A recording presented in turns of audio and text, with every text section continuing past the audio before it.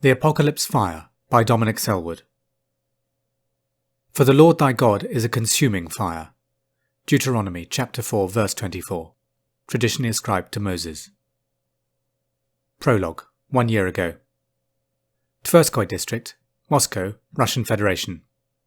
The Holy Mother was terrifying.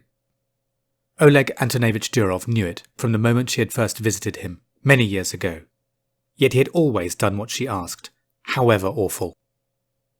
He looked out of the armoured limousine's tinted windows at the stationary traffic around him. It was going nowhere.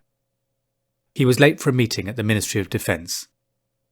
As chairman of the Oil and Gas Working Committee, he had a big day ahead. He ordered the driver to stop. It would be faster to walk. Stepping out onto the pavement, he unhooked his jacket from the peg by the window, picked up a slim brown leather pouch of papers, slammed the door, and set off on foot. He walked a block, away from the luxury boutiques and the incongruous mix of super-wealthy shoppers and tourists keen to be surrounded by the finest Moscow could offer. As he crossed the road, carefully avoiding the puddles left by the early morning street sweepers, he was suddenly aware of a storm of small diffuse white light balls darting from behind him. They were travelling quickly, flitting by his feet, hips and head, then scudding along the pavement ahead. He listened, horrified, to a low-frequency thundering deep in the earth. It rose to ear-splitting levels, and the ground started to shake violently. A moment later, the sound was joined by a high-pitched rushing, as if he had stepped behind a waterfall. The noise level mounted until it was thundering in his ears, impossibly loud. He fell to his knees, terrified he was having a brain hemorrhage. His pouch of papers slid to the pavement, spilling sensitive Kremlin documents and petrochemical reports over the tarmac. Up ahead, the white lights slowed, centering on one spot, where they coalesced into a shimmering ellipse, then a mandorla. He watched incredulously as the shape's edges started to strobe and fluoresce with psychedelic pulses of colour, bleeding out into the bland scene of people going about their business. He stared uncomprehending at the young woman materialising at the centre of the shape, her feet resting on a crescent moon, and her body in front of a blazing sun. She wore a dress of burnished silver, a starry rainbow sash at her waist, and a hooded cloak of shimmering blue. Her skin was radiant white, and her lips were a glassy ruby red. He clamped his hands over his ears to shut out the unendurable noise, but it made no difference. Petrified, he watched in awe as the woman's crimson lips parted and her voice flowed over him, scalding him like molten gold. He was vaguely conscious of other pedestrians staring at him.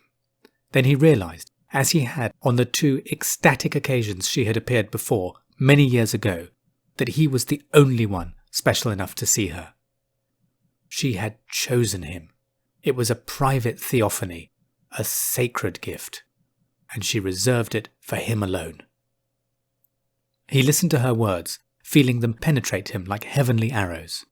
They speared every cell, breaking apart the individual helix strands of his DNA, fusing with his soul. His eyes were on fire. He felt himself burning up. What she commanded was unspeakable, inhuman, terrible in its destruction. He was to be her agent on earth, her amanuensis for the final days. It was all written in the Bible, every detail of the apocalypse. And he understood the ancient prophecies of annihilation in all their terrifying glory. Deep in his heart, he felt blessed. His knowledge was why the Holy Mother had chosen him. He was the only one who understood her. He was the only one she could trust. Day 1, Chapter 1, Present Day. Cathedral of St. John the Baptist, Turin, the Republic of Italy. The 4 monks checked their weapons. They were ready. Night had fallen over the Susa Valley, which carved its jagged way through the Alps, from the French border deep into the mountains of Italy. At its eastern end, on the northern Italian plain, Giovanni Rasballo looked hesitantly through the ancient low doorway of the cathedral's sacristy. The moment the black-robed figures appeared in the gloom, he knew he'd made a dreadful mistake. Earlier that morning, a hollow-cheeked monk had approached him gingerly, quietly introducing himself as Father Vasili. The monk had asked in halting Italian if he and a few brothers from a monastery near Novgorod might have some prayer time alone with the ancient icon of Saints Archelaus, Thecla and Susanna, the tortured virgins of Salerno, whose Orthodox feast day commenced at sunset. As the cathedral's caretaker, Raspallo regularly received requests for favours, and he was usually happy to oblige. Turin was, after all, increasingly expensive for a single man of his age. It was no problem to keep a candle lit, fill a flask with fresh holy water, or leave a favourite rosary lying overnight on the tomb of Blessed Pia. The little windfalls he earned in return allowed him to buy occasional treats for his pair of goldfinches, and when he refilled his empty boxes of table wine to help blur the lonely evenings, he didn't always have to buy from the cheapest tap of Dolcetto. Now it was dark, and Father Vasili had returned with his 3 brothers. They were waiting outside the sacristy's side entrance in the cool evening air, just as Raspallo had instructed, unmistakable in their loose black Russian Orthodox robes and veiled kamilavka cylindrical hats. Raspallo could not immediately put his finger on the problem, but the moment the monks began filing past him into the cramped sacristy, its glass-fronted cabinets filled with the silverware and embroidered vestments he had lovingly tended for decades, he instinctively knew something was very wrong. As he closed the thick wooden door behind him, his head exploded in a bolt of burning white-hot light, and he was suddenly falling in a juddering, searing paroxysm of agony, as if an archangel's fiery sword was splitting him open. By the time his gnarled back hit the smooth terracotta flagstones, his aged muscles were spasming wildly, and a suffocating bile was rising in his throat. His eyes rolled back into his head, preventing him from seeing the 2 slender copper wires now embedded in his chest, or the lithium power magazine in Vasili's hand, remorselessly pumping out 50,000 volts.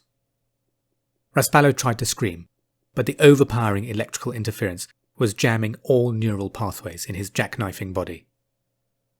After 5 terrifying seconds, the current shut off, and he went into deep shock, shaking uncontrollably.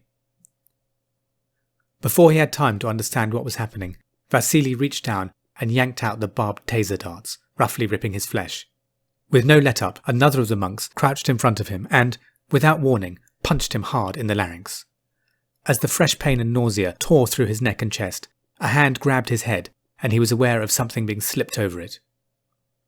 He struggled to understand why he could feel straps being fastened at the back of his skull, but his thoughts were cut off by the excruciating pain of his front teeth breaking as a metal block was hammered into his mouth with the heel of a palm, filling his throat with blood and shards of enamel and dentine.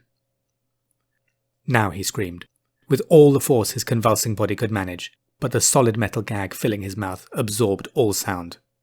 "Be calm, and you won't get hurt," a voice grunted. Raspallo struggled to process the words as he fought to absorb the violence of the onslaught. 2 of the monks approached and grabbed him under the shoulders, dragging him face down across the floor, then out into the incense-heavy cathedral. The 4th, with a wide, pock-marked face, was already in front of the control panel, regulating the building's 14 discrete high-definition day-night security cameras. He tapped rapidly on the screen of a tablet he had jumped into the RJ-45 maintenance port, temporarily disrupting the image feed for 15 minutes, while the system registered it was going offline for a software update. As the 2 monks carrying Raspallo pressed deeper into the cathedral, he could tell from the patterns of marble hexagons on the floor that he was being taken down the candlelit nave towards the high altar. Through the intense pain, he struggled to understand what was happening. This made no sense. The icon of Saints Archaeologist, Thecla and Susanna was in the northwest corner of the building, in the opposite direction. He began to struggle wildly, lashing out with his arms and legs to break free from his captor's crushing grip, but a numbing punch to the top of his spine turned his skeleton to rubber. Why were they doing this? Were they here to kill him? He struggled to raise his head, looking frantically for solace to the images and sculptures of saints and angels gazing down from the walls and ceiling. But all he saw near him was a bloodied and tortured body, cruelly nailed to a cross, and a teenage girl strapped to a breaking wheel as a Roman soldier shattered her bones with a hammer. He started to retch with fear. As they carried him to the chancel, his eyes were drawn upwards from the altar's 6 immense gold candlesticks to the towering rotunda with its awe-inspiring cascade of ever grander altars, one behind the other, fading into the cavernous gloom. Surely God would not allow murder here, in this holy place. He was numb with terror. The men turned left, up the north transept, and Raspallo suddenly understood why he had been unnerved when the monks entered the sacristy. It was obvious now. They were not men whose bodies had been blunted by years of stillness, prayer and fasting. They were straight-backed, athletic and muscular. Their faces were wrong too, with short, fresh beards, instead of untended, straggly wisps of pious neglect. As the group approached the cluster of side chapels lining the north wall, Raspallo caught sight of the first-floor triforium balustrade screening off the grand royal box. It was where the Counts of Savoy once heard Mass, basking under the colossal gold, red and white sculpture of their royal coat of arms. The monks stopped, and with a shattering realization, Raspallo understood what they wanted. Smetatela! He bellowed, but the sound died in his mouth, absorbed by the solid metal gag. Up ahead, Vasily strode to the side chapel beneath the royal box, expertly assessing its floor-to-ceiling glass screens. Behind the partition was a long, low altar in front of a thick red curtain, and on the cloth was hung a large, indistinct photograph of a man's head. It had an oddly elongated face, with high cheekbones, long hair, a full beard, and deep, haunting eyes. Vasily confidently opened the sliding glass screens, stepped into the chapel, and grabbed hold of the red curtain. He tore it down with a single tug, dragging the beguiling photograph to the floor with it. They could all now see that the curtain had been hiding a large glass case, twice the length and width of a man, and more than 8 inches deep. It was mounted on an adjustable metal trestle frame, permitting it to lie horizontally or be flipped up vertically.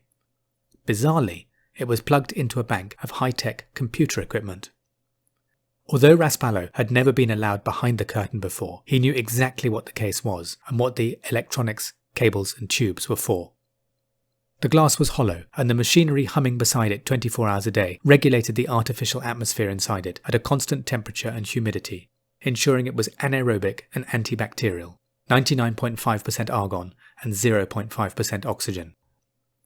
It was not the sort of technology normally found in a church. But then, the thin piece of fragile, ivory-coloured linen it was protecting was not in any way ordinary either. Raspallo could not see the ancient piece of textile, but he knew exactly what it looked like. Every detail was burned into his mind. He had marvelled over it during the official exhibitions in 2010 and 2015, when several million people had visited the cathedral to shuffle past a special display. In the evenings, when the crowds had left and the building was dark and quiet, he had stood before the relic, drinking in its wonders. He had stared at it so long he could now close his eyes and recall intimately the faint sepia-coloured image of the front and back of a viciously crucified man, disfigured by hundreds of wounds and bloodstains. As Vasily approached the sacred glass reliquary, Raspallo felt a fresh surge of fear. Why was he being made to watch what they were doing? The 2 monks dropped Raspallo to the floor. The stockier of the 2 grabbed his trembling wrists, then expertly bound them with a zip tie under his right knee, trussing him up into a position that left him unable to move. Both monks then bent down and took weapons from their small black backpacks. Raspallo was not a military man, but he had done his Nadja service 40 years ago, and he could recognise a mini submachine gun. Not that he'd ever seen one so small, or with such malevolent, futuristic lines. He coughed to clear the blood from his throat, only intensifying the throbbing and burning pain in his mouth as his whole body started to convulse uncontrollably. The tallest of the monks moved quickly back into the church and took up an observation position from where he could see the sacristy's door and his companions. Another of the monks remained between Raspallo and the side chapel, training his evil-looking weapon directly on the caretaker. Vasily bent over an open black backpack and pulled out a rectangular machine with wide, hooped handles. Without warning, he flicked its power switch, and the noise of the 2,000-watt engine reverberated off the smoothed floor and walls, shattering the great temple's hush. Raspallo was drenched in sweat, staring at the chainsaw. Surely they weren't... He had seen films. His eyes widened as the monk stepped towards him, but it was only to pull a protective pair of glasses from his bag, before slipping them over his eyes. Throwing a threatening glance to Raspallo, Vasily strode over to the high-tech display case, peered down for a moment at the bulletproof glass, then lowered the savage-looking circular saw blade. Raspallo gazed on impotently, rage now mixing with the terror. This was sacrilegio. It was an outrage. The sacred linen was not just another object in the cathedral, like one of the many censers, candlesticks, or valuable paintings. It was the most famous relic in Christendom, gifted to the Holy Father himself by the last king of Italy, whose family had preserved the ancient cloth for 530 years. At the other end of the side chapel from Vasili, the pockmarked monk had pulled a grey, rubber-ribbed laptop from his bag, set it onto the end of the glass case, and hooked it up to a matching satellite phone. The monk closest to the caretaker prodded him in the gut with the tip of his gun's barrel, then shoved his hand deep into the older man's back pocket, pulling out a battered wallet. He tossed the brown leather bundle over to his comrade at the laptop, who flipped through its meagre contents before pulling out an official carta d'identità. Raspallo watched in confusion as the monk held the official green and brown card up against the laptop screen, scanning its biochip, barcode, photograph and signature. Then he began typing quickly, muttering as his gloved fingers raced over the soft rubber keys, each marked with a letter from an alphabet Raspallo did not recognize. The noise from the power saw was getting louder as Vasili scythed its diamond cutting edge effortlessly into the polycarbonate reinforced glass, ripping an ugly gash deep into the display case. The caretaker stared with incomprehension at the laptop screen, but could only see line after line of tiny white letters and numbers on a solid black background. It looked nothing like the brightly coloured web pages he normally saw on the tourists' tablets and phones. Your Unibanca account shows you withdrew your entire life savings yesterday, the pockmarked monk at the keyboard announced with a heavy Russian accent. 19,750 euros.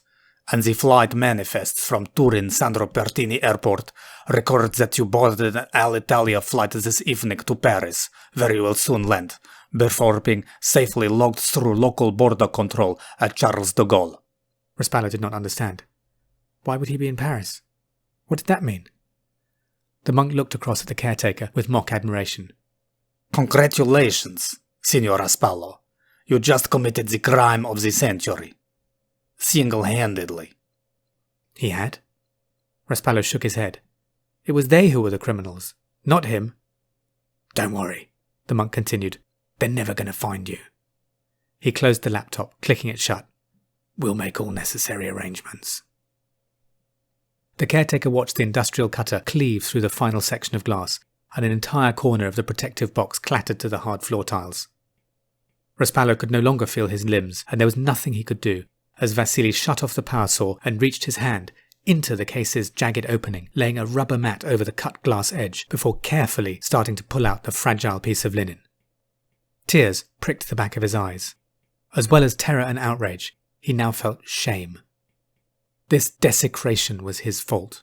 It was all down to his greed. He had let these monsters into the cathedral. He had let everyone down. Vasili nodded at the monk nearest Raspallo, who bent down and sliced open the zip tie securing the caretaker's wrists. Raspallo stretched out his trembling leg as the blood began to flow back into it, but the monk hauled him to his feet and dragged him stumbling over to Vasili, who seized his wrists and began stamping his palms down onto the shiny glass surface of the case. Raspallo's broken body was no match for the younger man's strength, and he could only watch in horror as Vasili steered the back of the caretaker's left hand towards the destroyed corner of the case, then purposefully ground the exposed flesh hard against the jagged glass, which tore effortlessly through the skin and deep into the blood vessels beneath. Raspallo bellowed in shock and pain as the blood started to run freely from his lacerated flesh into the interior of the empty display case, but the gag in his mouth muffled all noise, leaving the scream echoing around his head. The sight of so much blood made Raspallo lightheaded, but Vasili quickly pulled the caretaker's mangled hand out of the display case and began expertly applying a field dressing to the multiple wounds, catching the rest of the blood, preventing any more from dropping onto the case or the floor. The caretaker was hazily aware that the remaining monks had finished packing away the gear and were now looking at their leader expectantly. On Vasili's signal, two of them grabbed Raspallo again and began dragging him over to the ancient temple's west end. Confused, the caretaker looked about groggily until he saw that the tall monk who had been guarding the sacristy was now over by the west door, standing beside the cathedral's ornately carved great stone font. As the group approached, the tall monk pulled on the ancient iron chain mechanism, hoisting the basin's heavy wooden lid high into the air. Raspallo stared in confusion. What did they want with the font? The monk steered him up to the great stone bowl, then pushed his chest up against the exquisite carving of the Tree of Life.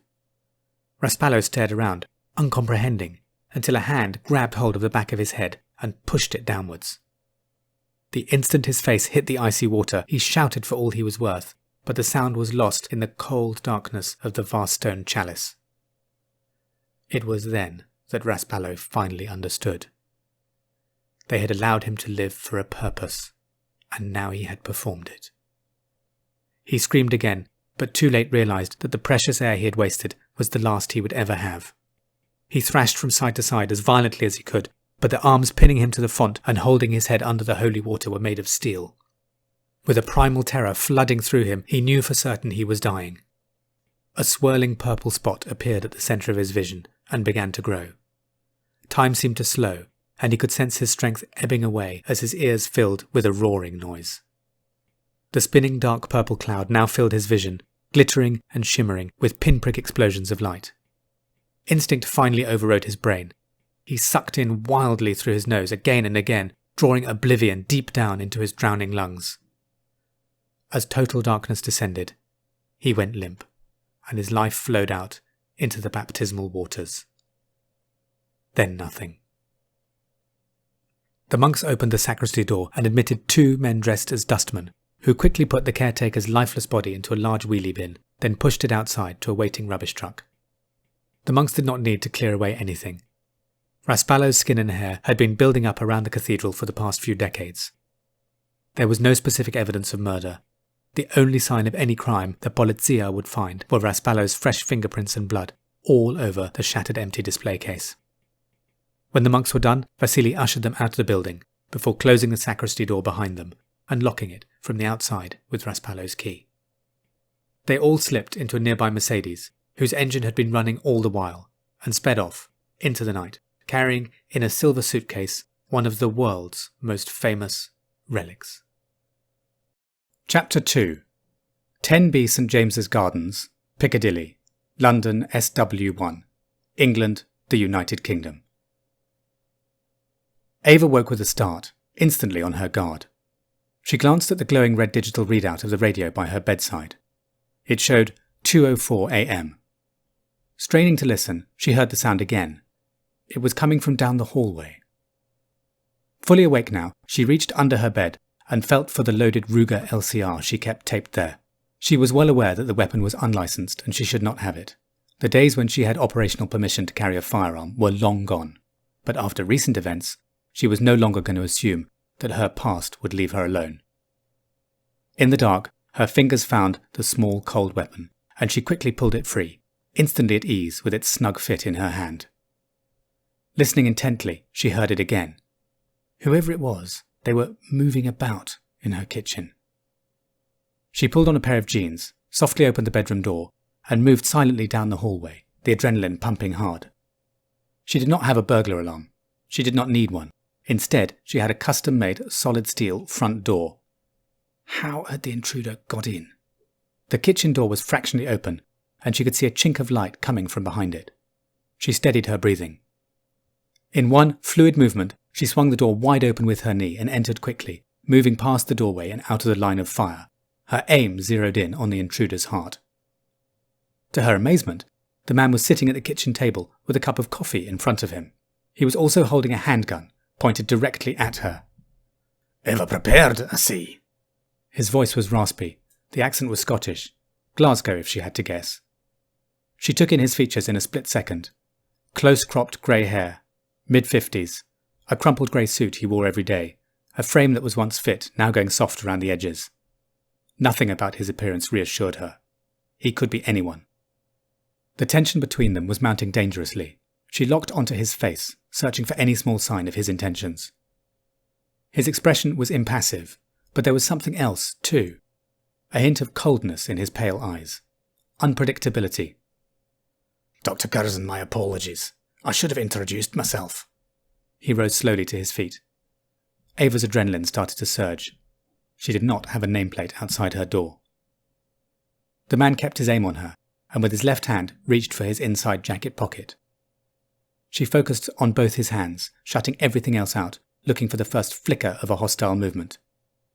Very slowly, she warned him, pulling the Ruger's trigger a fraction.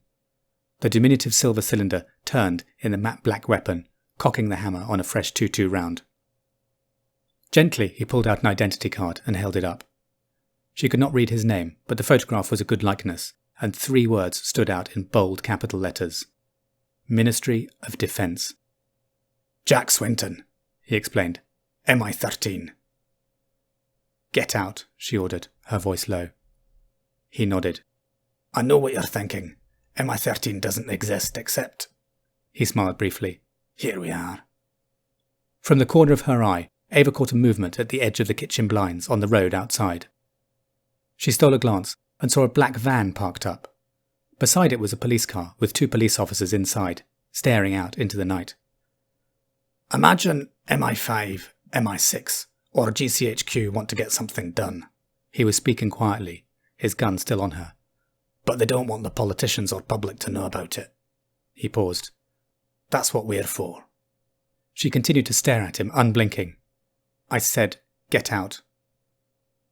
He did not move. Things have moved on since your day. She swallowed hard.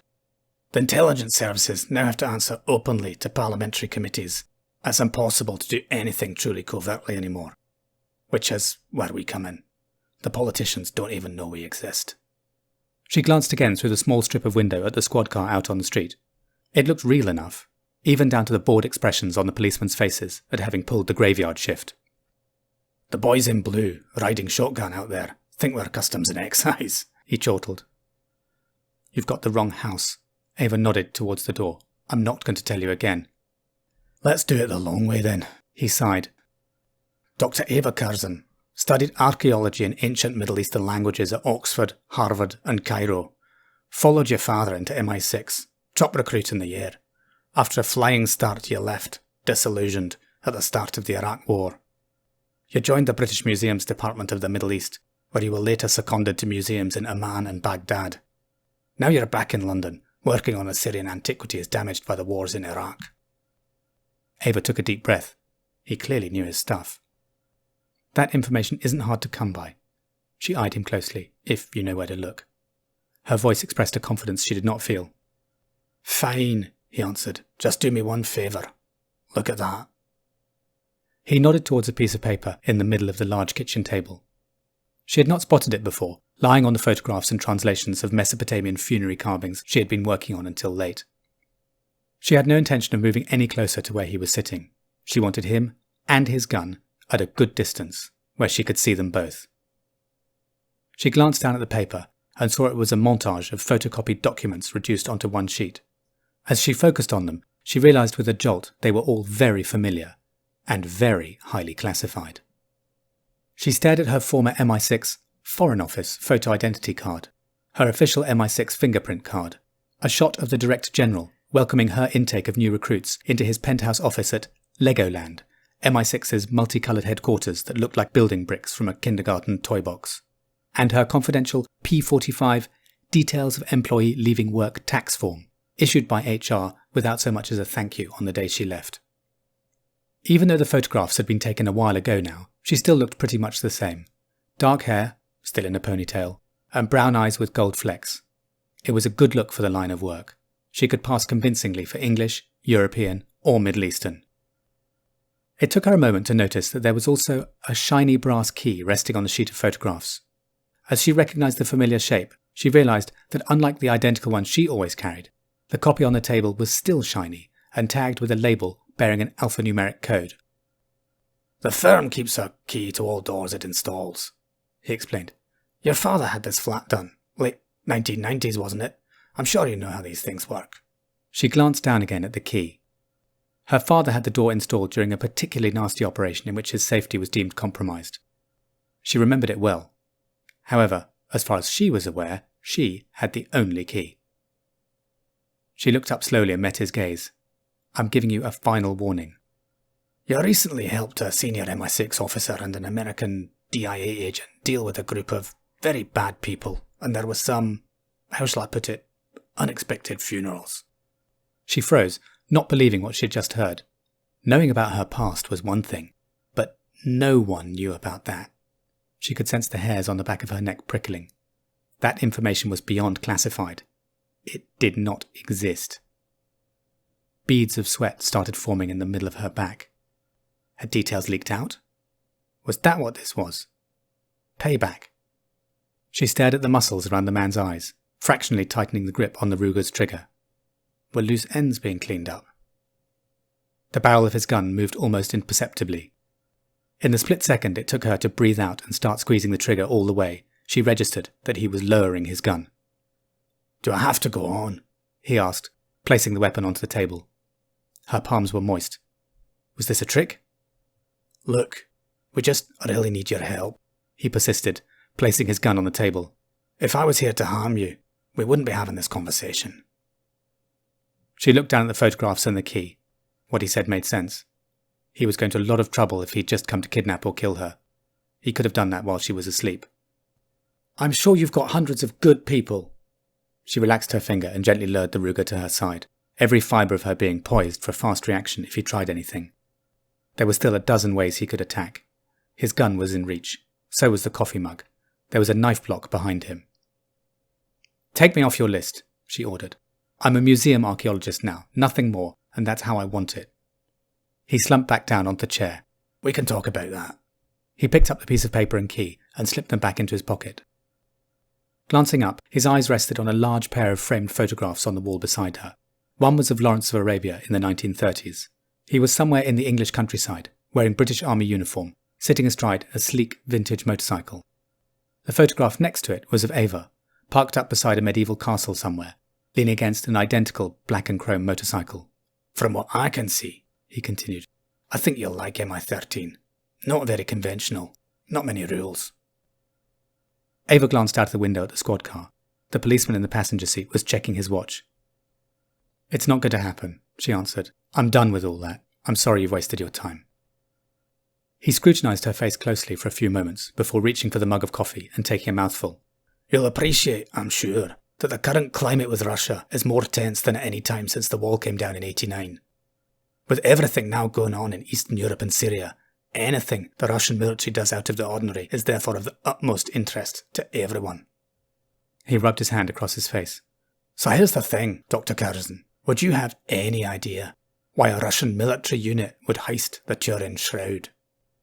Ava stared at him in disbelief. That's what this was about? The Turin Shroud? "If you're interested, get dressed." He stood up to leave. "We've got a mobile unit outside."